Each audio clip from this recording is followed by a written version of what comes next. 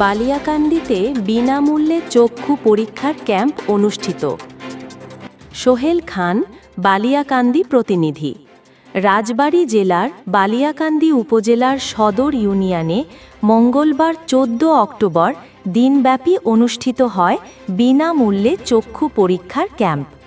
সকাল থেকেই এলাকাবাসীর অংশগ্রহণে ক্যাম্পটি পরিণত হয় জনস্রোতে।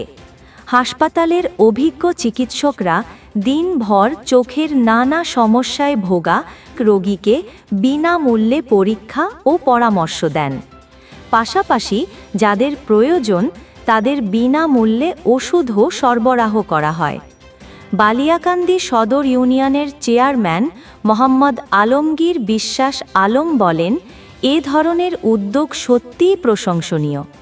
গ্রামের অনেক মানুষ চোখের সমস্যায় ভোগেন, কিন্তু আর্থিক কারণে চিকিৎসা নিতে পারেন না। এই ফ্রি ক্যাম্প তাদের জন্য আশীর্বাদ স্বরূপ। আমরা 10 জন অসহায় পরিবার চোখের নিঃসরণে বিনা টাকায় অপারেশন করব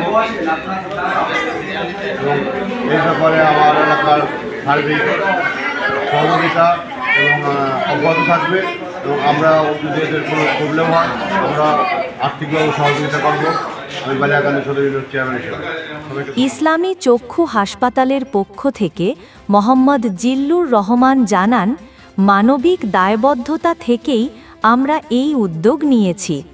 ভবিষ্যতে রাজবাড়ী জেলার অন্যান্য এলাকাতেও একই ধরনের বিনামূল্যে চক্ষু চিকিৎসা ক্যাম্প আয়োজনের পরিকল্পনা রয়েছে। দিনব্যাপী এই চক্ষু ক্যাম্প স্থানীয় মানুষের মধ্যে ব্যাপক সাড়া ফেলেছে। গ্রামের দরিদ্র ও নিম্ন আয়ের মানুষ এ ধরনের উদ্যোগকে চোখে দেখা আশীর্বাদ হিসেবে অভিহিত করেছেন।